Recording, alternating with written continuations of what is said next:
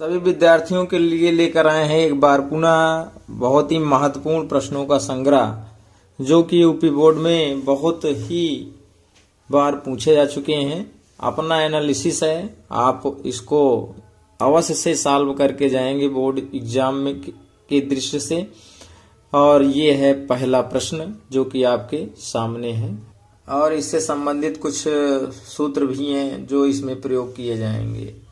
पहला क्वेश्चन है, चित्र में छायांकित भाग का क्षेत्रफल ज्ञात कीजिए जहां ABCD भुजा 14 सेंटीमीटर के एक वर्ग है। ठीक है, इसमें करना क्या है, देखिए 4 वृत्त आपको दिख रहे हैं, एक वर्ग है। आप वर्ग का क्षेत्रफल निकाल कर और 4 वृत्त का क्षेत्रफल इसमें माइनस कर देंगे, आपका आंसर आ जाएगा।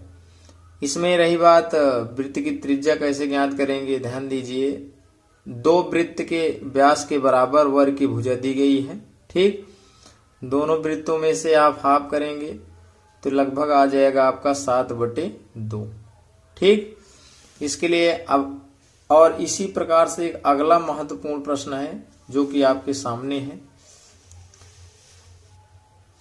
इसमें क्या कह रहा है, देखिए दी गई आकृति में एक चतुर्थांश OPDQ के अंतर्गत एक वर्ग OABC बना हुआ है। यदि OA बराबर 2 सेंटीमीटर है तो छायांकित भाग का क्षेत्रफल ज्ञात कीजिए। ठीक है, इसमें चतुर्थांश का क्षेत्रफल निकालकर वर्ग का क्षेत्रफल क्या कर देना है, माइनस कर देना है, तो आपका छायांकित भाग का क्षेत्रफल निकल आएगा।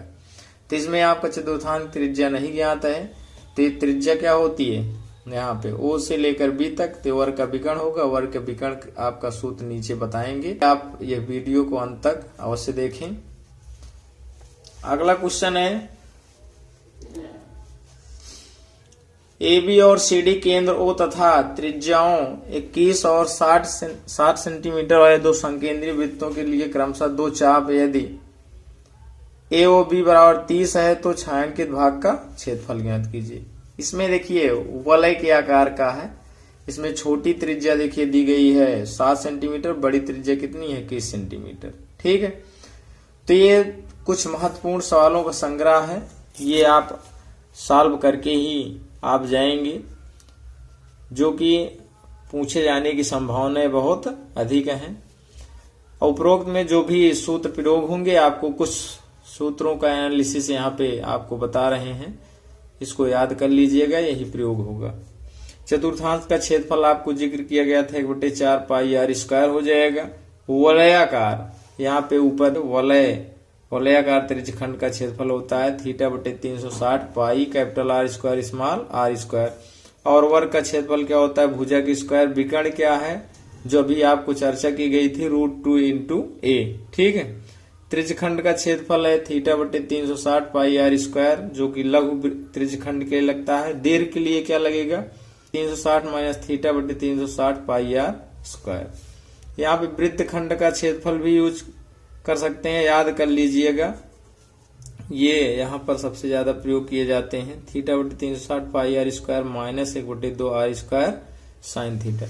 तो वृत्तखंड की बात हो रही है, तो वृत्तखंड के जो आपका सूत्र आया है कुछ इस हिसाब से, देखिए ये आपका हो गया त्रिज्यखंड, ठीक है, और ये हो जाएगा वृत्तखंड।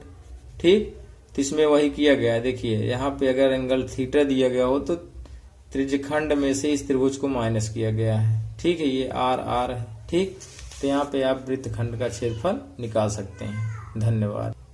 त्रिकोणमिति के लिए बहुत ही इम्पोर्टेंट टॉपिक है, जो कि आपको इस फार्मूले पर 1 या 2 सवालें 100% ऑब्जेक्टिव में भी पूछी जा सकती हैं और सामान्य तौर पे सवाल के रूप में भी आ सकती है।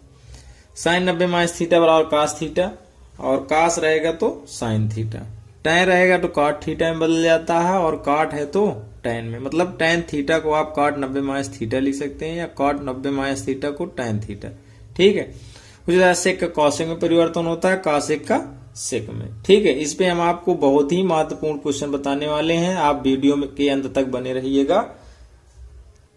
जैसे cos थीटा बराबर साइन थीटा, तो कहेगा आपसे क्वेश्चन पूछ लेगा थीटा की वैल्यू बताइए। ठीक है, तो आपको अभी चर्चा हुई थी कि अगर cos थीटा है तो आप यहाँ पे देखिए अगर कास है तो इधर अगर कास बन जाए तो कास से कास हम रिमूव कर सकते हैं।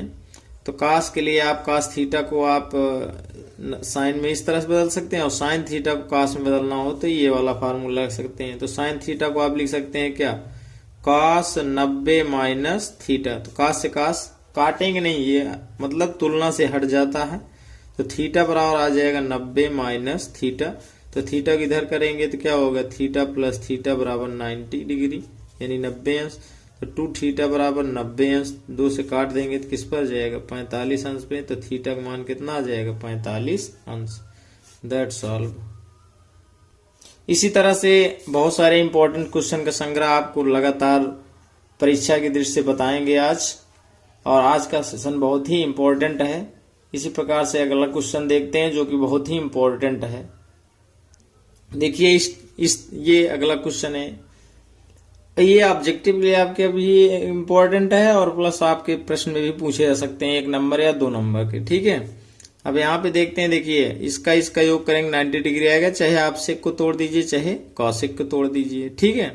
तो सेक को अगर तोड़ेंगे तो सेक यहाँ पे लिखा है, सेक को आप लिख सकते हैं कॉसेक 90 माइनस थीटा। तो आप यहाँ पे बदल दीजिए कॉसेक 90 माइनस थीटा, यानी आप इसको लिख सकते हैं 90, ठीक है। आप यहाँ पे सेक 90 माइनस 37 को आप क्या लिख सकते हैं, 53 अगर 90 में घटा देंगे तो आपका 37 आ जाएगा। तो सेक 90 माइनस 53 में तोड़ दिए इसको 37 को। अब आपको कॉसेक ऐसे लिखा रहने दीजिए, क्योंकि अब 53 यहाँ पे देखिए अंश यहाँ पे दोनों मैच कर रहे हैं, ठीक है। तो सेक 90 माइनस थीटा बराबर क्या होता है आपका, कॉसेक थीटा। तो यहाँ पे हो गया कॉसेक 53 अंश है, तो यहाँ थीटा जो रहता है वही लिखा जाता है 53 अंश। यहाँ पे क्या आ जाएगा, कॉसेक, ये भी है कॉसेक 53 अंश। अब पूरे से पूरा ये क्या हो जाएगा, कट जाएगा तो बराबर आ जाएगा आपका 1। ये हो गया आपका आंसर। That's all. एक और बहुत ही मान लीजिए बहुत इम्पोर्टेंट क्वेश्चन है जो कि बोर्ड एग्जाम में पूछा जाता है। आप इधर ध्यान से देखिएगा, यदि tan 2a बराबर काट a माइनस 18 अंश है, जहां 2a न्यून कोण है, तो a का मान ज्ञात कीजिए। इस प्रकार से आपका जैसे tan cot के संबंध में है तो sec cosec में और sin cosec में भी पूछा जा सकता है। बहुत सारे क्वेश्चन हैं, तो इसको आप ध्यान से समझिएगा ताकि आप अन्य सवाल को भी आप हल कर सके, ठीक है। इसके लिए आपको जो सूत्र बताया गया उसका प्रयोग 100% करना है। तो यहाँ पे क्या दिया गया है, tan 2a equal cot a minus 18 अंश। तो आपको अभी सूत्र बताया गया था कि cot 90 माइनस थीटा बराबर क्या होता है, tan थीटा, ठीक है। अब tan थीटा यहाँ पे है, tan 2a है, तो आप tan को आप cot में इस रूप में लिख सकते हैं। तो cot 90 माइनस, अब यहाँ पे थीटा तो यहाँ 2a है, तो यहाँ पे लिख देना है 2a इक्वल क्या हो जाएगा, cot a माइनस 18 अंश, ठीक। अब आगे क्या करेंगे, काट से काट रिमूव हो जाएगा, तो यहाँ हो जाएगा 90 minus 2a equal a minus 18 degree, ठीक है। अब a को एक तरफ कर लीजिए, तो ये हो गया 90 प्लस 18 हो जाएगा इक्वल क्या हो जाएगा, a प्लस 2a। तो यहाँ पे 18 जोड़ेंगे कितना आ जाएगा, 108 अंश, और बराबर ये आ जाएगा 3a। तो a बराबर आपका क्या आ जाएगा, 108/3। तो 3 त्रिक 9, 3 छंग 18। तो ये हो गया आपका आंसर। तो इस मतलब टॉपिक पर बहुत सारी सवालें बनती हैं, ध्यान दीजिएगा। इसी प्रकार से अन्य महत्वपूर्ण प्रश्नों को देखने के लिए आप वीडियो के अंत तक बने रहें। अगला महत्वपूर्ण प्रश्न है कि त्रिभुज एबीसी में सिद्ध कीजिए कि sec a plus B by 2 बराबर cosec c बाई 2। तो आप यहाँ पे देखेंगे त्रिभुज एबीसी में आपका क्या होता है, a धन b धन c बराबर 180 अंश। अब यहाँ पे बाई 2 करना है तो आप दोनों पक्षों में भाग दे दीजिए। तो a प्लस बी को साथ में रखना है, बटे 2 प्लस c बाई 2 बराबर यहाँ पे 180/2 बराबर कितना आ गया, 90 अंश। तो आपका आ जाएगा यहाँ पे a plus B by 2 equal यहाँ पे हो जाएगा 90 माइनस c बाई 2।